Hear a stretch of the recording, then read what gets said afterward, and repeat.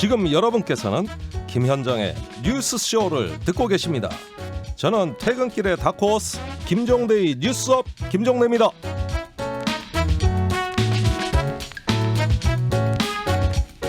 요즘 정가의 최대 관심사는 국민의힘 전당대회죠. 그중에서도 단연 이준석 후보입니다.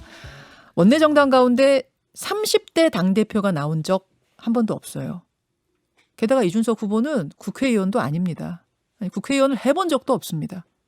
말하자면 기존의 정치 문법으로는 설명이 안 되는 상황이다 보니까 이 현상이 우리 정치권에 던지는 충격파 만만치 않은데요.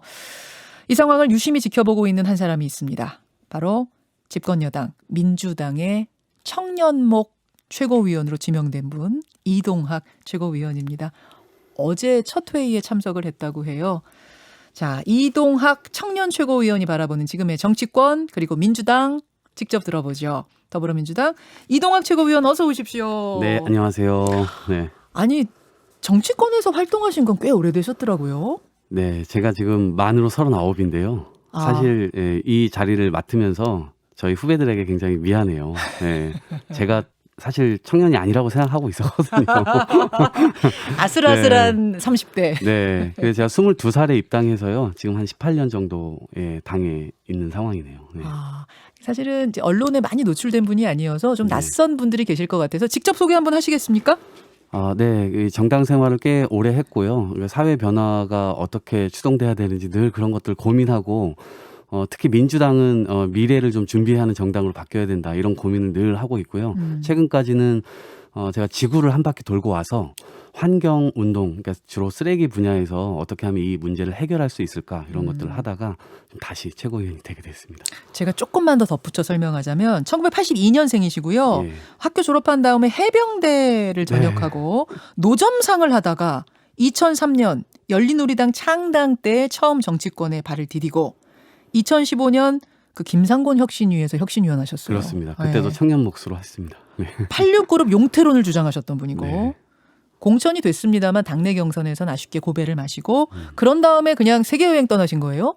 네, 아니요. 대선이 끝나고 떠났습니다. 대선 끝나고 떠나셨어요? 예, 그렇습니다. 얼마나 도셨어요? 전체 일자로 하면 한 2년 반 정도였어요. 그러니까 이 코로나19가 터지기 직전까지 제가 돌다가 딱 들어왔으니까요. 2년 반이요? 예. 대선 직후에 떠났으니까요. 예. 아니 좀 이렇게 자금이 넉넉하셨어요? 그건 아니고요. 예. 수많은 지구인들의 이 도움을 받았죠. 네.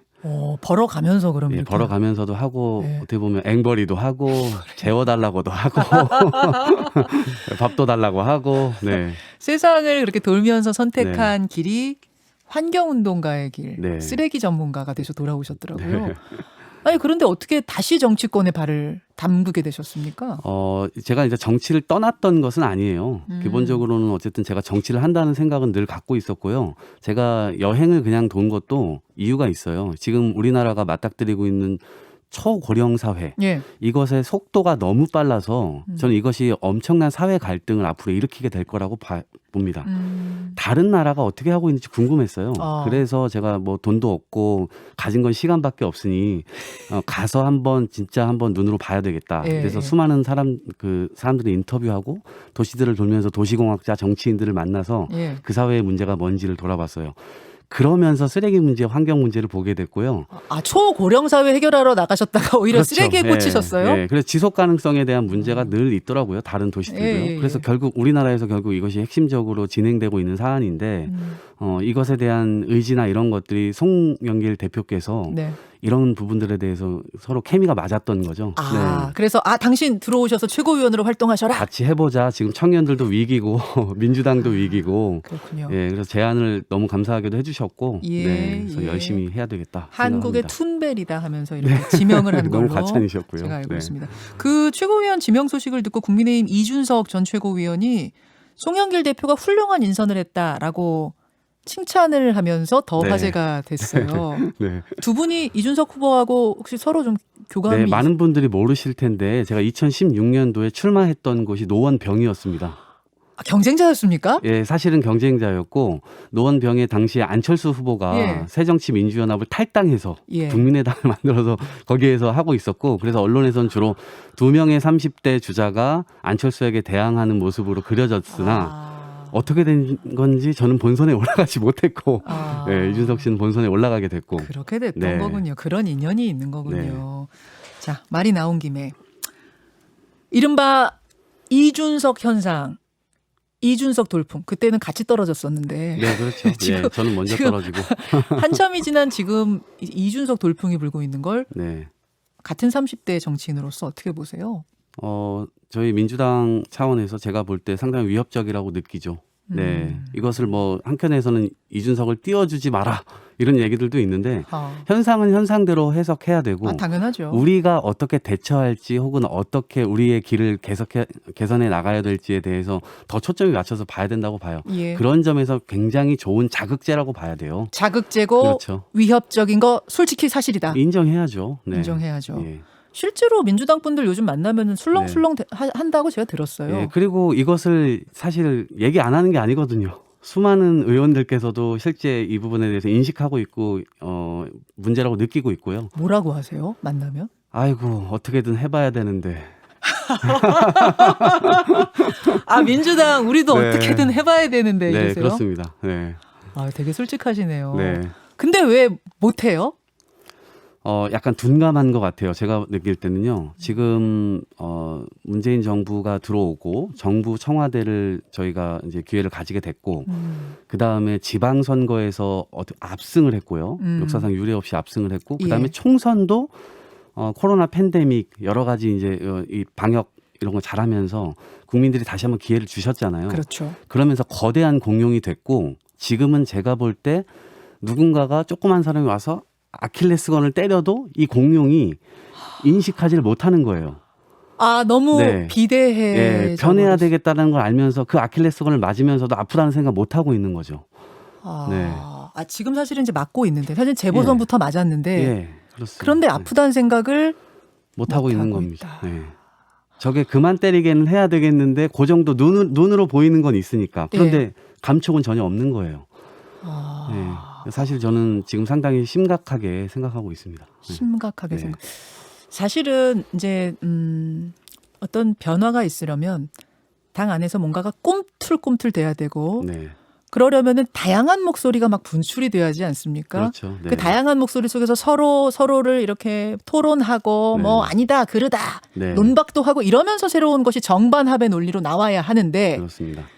다른 목소리가 안 나와요. 네. 아니 못 나오는 건지 안 나오는 건지 모르겠습니다만 보기엔 없어요. 네. 그거 왜 그렇습니까? 두 개 답니다. 지금 억눌려 있어요. 사람들이 이야기하고 싶은 건 있지만 네. 이야기해야 된다고 생각하지만 네. 이야기할 수 없는 거예요. 왜냐하면 이것이 상황을 그르칠 거라고 하는 생각 때문이에요. 그것은 민주당을 사랑하고 민주당을 애정을 갖고 있기 때문에 네. 민주당이 잘못 나가면 안 된다라는 것 때문에 혹시나 내가 하는 말이 실수로 비춰지지 않을까? 그렇게 되면 또 다른 비난이 시작되고 그렇게 되면 내가 이 판을 어그러뜨리는 게 아닐까? 상당히 많은 책임감이 부여될 수밖에 없어요. 그런 말들을 할 때는. 예. 그게 일단은 우리의 이 민주당 내부적으로 가족들끼리라고 표현을 한다면 예. 그 가족들끼리 그런 것들 얘기하지 못하는 것들이 좀 있는 것 같아요. 그래서 속으로 고물 수 있잖아요. 지금 그 상황인 거예요. 골마가고 있는 상황이죠. 그렇대 겉으로 볼 때는 어쨌든 대선 집권이라고 하는 것과 지방선거까지 또 있기 때문에 이 부분에 대해서 우리가 또 그것을 다시 내어줄 수는 없는 거기 때문에 내부적인 이슈와 외부적인 이슈가 지금 충돌하고 있는 상황에서 갈피를 제대로 잡기가 어려운 상황인 것 같아요. 네. 또 한편으로는 이런 것도 있지 않아요? 내가 딴 목소리 내고 내가 문제 제기했다가 내가 불이익 받진 않을까? 네. 내가 위험해지지 않을까? 혹시 그런 생각으로 몸살이는 것도 있지 않습니까? 제가 최고위원의 이 이야기를 받으면서 그런 생각을 하게 됐습니다. 어쩌면 이게 정치적으로는 마지막일 수도 있겠다라는 솔직히 생각을 했어요. 그리고 저는 어쨌든 환경 운동을 다시 쭉 평생 하는 방향으로 가야 될 수도 있겠다. 이 판에서 제가 해야 될 말 못하고 이대로 된다면 민주당의 길은 어쨌든 요원하다고 보고요. 그렇게 그 과정에서 제가 비호감이 되거나 좀 망가진다라고 봤을 때 그런 것까지도 좀 감수를 해야 되지 않을까라는 생각을 좀 강하게 먹고 다시 오게 된 겁니다. 네. 와, 굉장히 지금 단호한 이야기고 굳은 결심에 대한 이야기를 하셨어요. 여기서 당원들에게 비호감으로 찍혀서 내 정치 인생이 끝날 수도 있지만 그럴 수 있다는 걸 알면서도 골문 부분에 대해 누군가는 얘기해야 하고 그 역할을 내가 하겠다는 생각으로 청년위원직을 받은 것이다. 네. 알겠습니다. 네. 알겠습니다. 민주당 이동학 청년 최고위원 지금 만나고 있습니다. 청년들이 민주당에 등을 돌렸다는 얘기합니다. 여론조사 수치를 봐도 사실 그렇습니다. 네. 멀어지고 있어요. 전에 뭐 네. 사실은 젊은이들이 지지하는 당 하면은 보수당 아니고 민주당이었잖아요. 그게 멀어지고 있다는 얘기 합니다. 네. 왜 그렇다고 보십니까? 제가 청년 최고위원 되고 나서 뉴스가 나가니까 상당히 많은 청년 당원들로부터 문자가 왔어요. 예. 그러니까 탈당하려고 했는데 조금 참아보겠다.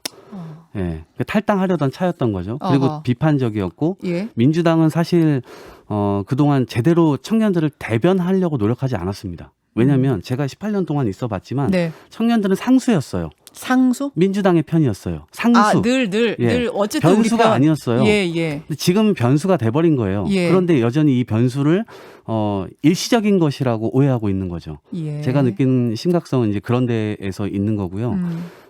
이 민주당이 여러 가지 이제 실수들 혹은 잘못된 판단들, 네. 잘못된 대처들 이런 것들을 해왔기 때문에 그 부분들에 대해서 심판을 받은 것이고 거기에 대해서 시정을 하지 않으면 안 된다. 예. 예, 달라진 조건 그리고 달라진 사람들이 요구하고 있는 조건 이런 것들에 맞추기 위해 노력하지 않으면 아하. 민심의 바다에서 그냥 배가 뒤집어지게 돼 있는 뒤집어질 겁니다. 위기다. 그렇습니다. 자, 네. 지지하던 20대 중에 돌아선 20대들은 어떤 점에서 돌아섰다고 생각하세요? 어디서 실망했다고 생각하세요? 위선이라고 생각합니다. 위선이요. 위선이라는 것이 굉장히 많이 나왔어요. 이 위선이라는 게 뭐냐면 한마디로 언행 불일치예요. 우리는 좋은 세상을 만들려고 노력했고 예. 좋은 세상을 만들자고 국민들께 설득하고 비전을 내걸었잖아요. 예. 특히나 여러 가지 성 비위 사건이라든가 그 부동산 사건이라든가 그 처벌을 또 이렇게 적당히 하고 넘어간다든가 눈치고 넘어간다든가 이런 것들이 눈에 전부 안 좋게 보이는 거예요. 그러면 저들이 우리 사회의 주류 세력이고 실권을 붙잡고 있는 세력인데 저들이 자꾸 반칙을 용인하고 그 반칙을 자기 내부에서 하고 이러니까 그런 것들에 대해서 어떻게 동의가 되겠어요. 자, 일단은 공정한 사람, 공정. 잘 그것들을 지켜줄 것이라고 하는 사람 그런 신뢰가 있어야 되는데 지금 사실은 신뢰가 깨져버리는 거죠. 바로 그 부분이 네. 민주당이 최근 낸 민주당 자체 보고서에서도 지적된 부분으로 제가 알고 네. 있습니다. 이건 좀 민주당 안에서는 항상 예민한 문제인 줄 압니다만 궁금해서 질문 던집니다. 조국 전 장관 회고록이 오늘 출간됩니다. 네. 지금 뭐 선주문이 밀려든다고 하는데 네. 민주당 안에선 지지와 우려의 목소리가 동시에 나오는 느낌이에요. 네. 이낙연, 정세균 두 대선 후보는 아프고 미안하다. 이건 이낙연 전 총리 말씀이고 검증이라는 이름으로 발가벗겨지고 상처 입은 가족의 피로 쓴 책. 이건 정세균 전 총리의 이야기입니다. 반면에 조홍천 의원은 국민의힘에서는 이준석 돌풍이 불고 있는데 우리는 조국의 시간이라는 수렁에 빠질 수밖에 없게 됐다. 이런 우려의 목소리. 어떻게 생각하십니까? 저는 사실 감정이 되게 착잡합니다. 지금 두 가지 감정이 있는데요. 하나는 우리 가족이었던 사람이에요. 네. 가족이었던 사람이었기 때문에 지금의 겪고 있는 고초에 대해서도 상당히 이 마음이 동하는 편이에요. 그런데 한편으로는 분리해서 좀 봐야 될 것 같습니다. 젊은 사람들이 혹은 이 사회에서 사람들이 요구하고 있는 그런 잣대에 민주당이 지금 우리 사회가 지켜야 될 그 자체가 흔들려가고 있는 거예요. 그렇게 보이는 거예요. 그래서 개인이 얼마든지 책을 내시고 입장을 표명하시고 그다음에 그 가족이 당했던 여러 가지 하와 울분 그리고 언론에서 포화했었던 사실과는 좀 다른 측면들 이런 것들을 제대로 해명하기 위한 작업은 개인적으로 필요하다고 보지만 민주당 차원에서는 이제 민주당의 길을 가야 된다. 민주당의 길은 민생의 길이다. 라고 하는 것을 좀 분명하게 긋고 갔으면 좋겠고요. 저는 사실 회고록이 이번에 나오는 게 아니라 다음 대선 끝나고 시간이 좀 해결해 줄 수 있는 문제. 지금은 사실 나오자마자 조국 교수님 사과 여러 번 하셨거든요. 예. 그 사과에 대해서 아무도 집중하지 않아요. 언론사들도 써주지 않습니다. 이건 시간이 해결해 줄 문제라고 봤습니다. 네, 그래서 조금 지금 이 시점에 나온 것이 저로서는 상당히 안타깝다고 생각되고 예. 예, 이런 것들이 조금만 늦어졌으면 어땠을까 네, 이런 생각이 좀 듭니다. 지도부시잖아요. 네. 최고위원이시니까. 대선 전에 이 이른바 조국 사태라는 이 이슈에 대해 지도부가 입장을 표명해야 되진 않겠느냐라는 주문도 있더군요. 네, 일정 부분 입장을 전혀 표시 안 하고 갈 수는 없다고 생각해요. 왜냐하면 민주당이 계속해서 이것들을 그 테이블 위에 올려놓을 수가 없어요. 빨리 저희는 국민 민생을 살리러 가야 되고 그 부분에 대해서 어떻게 하면 사회적 잃어버린 신뢰를 다시 찾을 거고 우리가 그 신뢰를 지킬 수 있는지에 대해서 국민들께 평가를 또 받아야 되는 거예요. 예, 이 문제로 시간을 허비하기가 굉장히 어려운 상황입니다. 네. 일단 오늘 여기까지 듣겠습니다. 네. 제가 일단이라고 한 이유는 뒤에 질문거리가 굉장히 많이 남아 있었어요. 네. 뭐 장유유서에 대한 이야기라든지 대통령 40세 이하도 출마할 수 있게 하자. 어제 그 얘기도 굉장히 신선했었거든요. 등등등은 다음 기회에 한 번 더 모시도록 하죠. 오늘 고맙습니다. 네, 고맙습니다. 민주당 이동학 청년 최고위원이었습니다. 김현정의 뉴스쇼는 청취자 여러분의 참여로 이루어집니다. 트위터, 페이스북, 레인보우 게시판, 그리고 단문 50원, 장문 100원의 유료 문자 샵 1212, 우물정 1212 통해 참여하실 수 있습니다. 김현정의 뉴스쇼, 여러분과 함께 만듭니다.